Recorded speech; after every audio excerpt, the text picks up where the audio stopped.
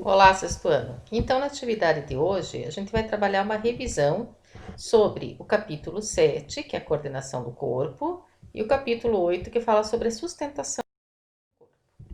Quando nós falamos em coordenação, a gente tem que pensar no nosso sistema nervoso. E ele é formado por neurônios, que são essas células estreladas, responsáveis pela transmissão dos impulsos nervosos.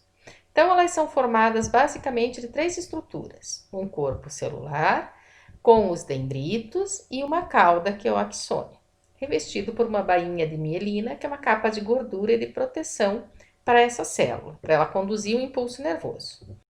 O nosso sistema nervoso ele é formado pelo encéfalo, né, que é a parte central do sistema nervoso. Esse encéfalo ele tem uma parte maior, que é o cérebro.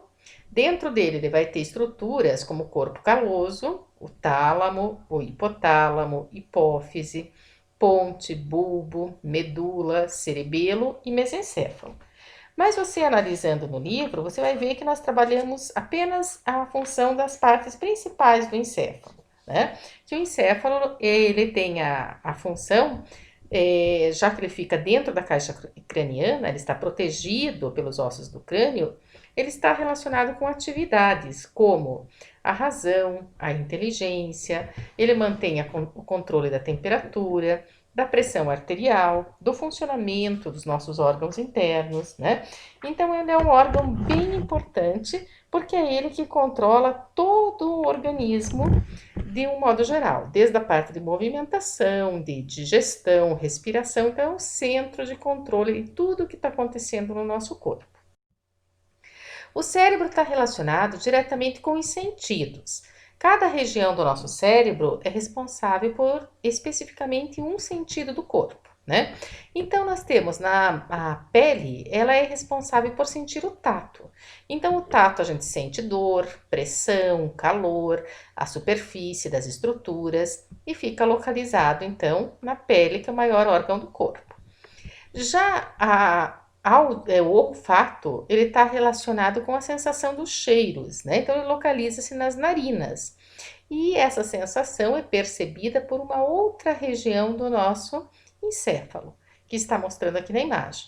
Então, as narinas, elas vão perceber o cheiro, né? Vão conduzir esse cheiro através dos nervos olfativos, dos bulbos olfativos que ficam dentro das narinas, e o cérebro vai identificar esse cheiro. A audição, ela está relacionada com as orelhas, né? Com a parte do corpo que vai perceber o som, são as orelhas. E elas são formadas por partes, como a gente viu na nossa aula. Existe aqui essa parte da externa, né, do próprio pavilhão auditivo, o canal auditivo, o tímpano, os ossos menores que formam a estrutura interna, né, das orelhas. Temos também dentro a cóclea, o caracol e um nervo olfativo que vai conduzir o som até o cérebro. Aí um outro sentido que nós temos é o paladar, está localizado na língua. Este paladar, ele consegue identificar alguns tipos, né, algumas sensações dos alimentos, como o sabor amargo, ácido, salgado e o doce, e ainda o umami, que fica espalhado por toda a língua.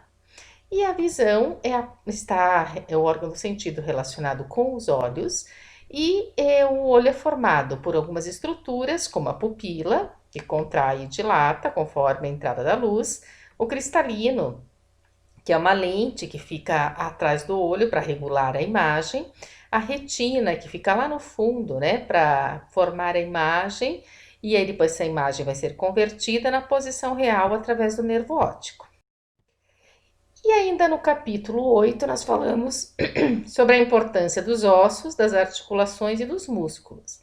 Então, os ossos eles têm a função de promover o suporte do corpo, abrigam os órgãos internos e a locomoção. As articulações é o ponto de encontro de dois ossos e ela permite que o corpo tenha mobilidade, tá? Que dá aquela flexibilidade de mover-se para frente, para trás, né? Algumas regiões do nosso corpo.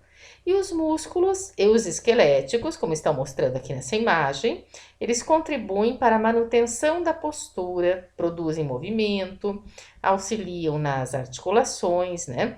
E ainda eles geram calor. Então, lembrando que existe o músculo esquelético, que é esse externo, o músculo liso, que forma o interior dos órgãos, e o músculo cardíaco, que forma o coração. Ainda falando do esqueleto, ele é uma estrutura então formada por um conjunto de ossos, cartilagens, sendo essencial para a nossa sobrevivência.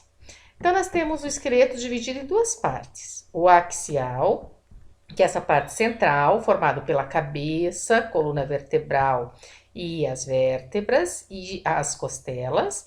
E temos o esqueleto apendicular, que são os membros inferiores e os membros superiores, né? Então, está em vermelho aqui o axial e em azul o apendicular.